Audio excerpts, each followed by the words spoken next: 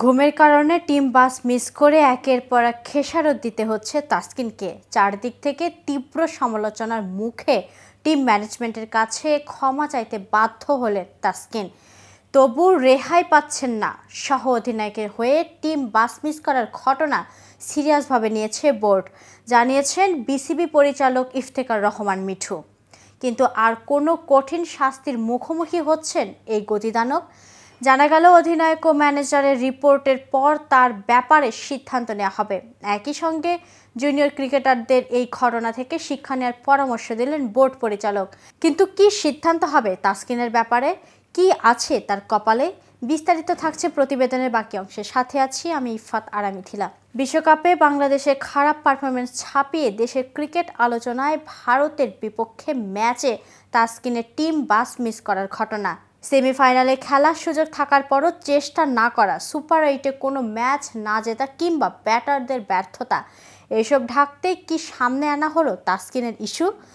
সে যাই হোক, দলের গুরুত্বপূর্ণ অভিজ্ঞ ক্রিকেটারের এমন কাজে ক্ষুব্ধ বোর্ড। গেল বোর্ড সভায় এ ব্যাপারে আলোচনাও হয়েছে বিস্তার। পরিচালকরা বিষয়টি ভালোভাবে নেননি।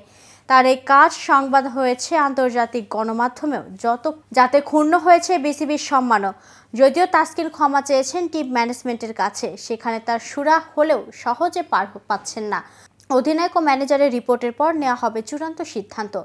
বিসিবি পরিচালক ইফতেখার রহমান মিঠু বলেন, রিপোর্টটা আসার পরে কোথাও সমস্যা আছে, এটা হলো তো সবার সঙ্গে আলোচনার বিষয়। এরপর ক্রিকেট অপারেশনস আছে সিদ্ধান্ত নেওয়ার জন্য। স্পষ্টভাবে আমরা এটিকে গুরুত্বের সঙ্গে নিচ্ছি, এটা গ্রহণ করার মতো নয়। তাসকিনের এই ঘটনার পেছনে অনেকে আবার খুঁজছেন ষড়যন্ত্র। সহ অধিনায়ক তাসকিন ছিলেন বোর্ডের সুনজরে, বল হাতেও দারুণ পারফর্ম করেছেন। পরবর্তী অধিনায়ক হিসেবে বেছে নেওয়ার কথা তাকে। ঘটনা ক্যারিবিয়ান দ্বীপে সুরাহা হলেও কেন দেশে আসার পর আলোচনায়। তবে বোর্ড এই ঘটনা থেকে কঠোর বার্তা দিতে চান তরুণদের। শৃঙ্খলা ভঙ্গ করলে যে কেউ পার পাবে না, তার দৃষ্টান্ত হতে পারে এই ঘটনা।